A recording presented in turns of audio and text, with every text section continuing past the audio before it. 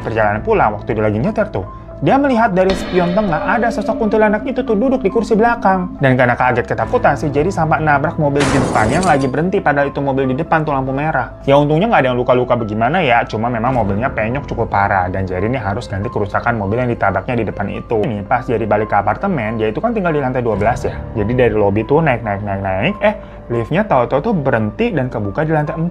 Tapi nggak ada siapa-siapa di lantai 4 itu. Sementara Jerry ini lagi sendirian nih posisinya di dalam lift. Ya sama dia dipencet tuh tombol liftnya untuk nutup. Udah mau ketutup nih, kebuka lagi. Jadi kayak ada nahan tombolnya dari luar untuk kebuka. Sampai lantai 7, 8, 9, 10, 11 sama gitu terus. Udah ngedumel kan si Jerry nih. Lama jatuhnya, capek ya. Sampai akhirnya lift menuju ke lantai 12 dan kebuka tuh. Dan pas kebuka, ting!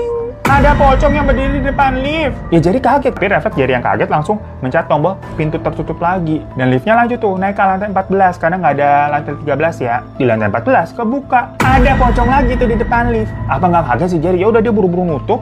Liftnya naik lagi tuh. Total di apartemen itu tuh ada 21 lantai. Situ nih, pas sampai rumah dia demam, stres juga. Sementara Nadia kayak diem aja. Maksudnya udahlah hari itu berat banget buat Jerry. Sampai rumah dia lihat tuh nggak ada makanan. Jadi kan juga karena demamnya jadi lemes, nggak bisa ngapa-ngapain. Sementara sini, yang mana ternyata dugaannya Mbak Uyut nih, dimana katanya ini pelakunya sepertinya melakukan hal terlarang sampai disukai sama setan tuh, raja setan tuh.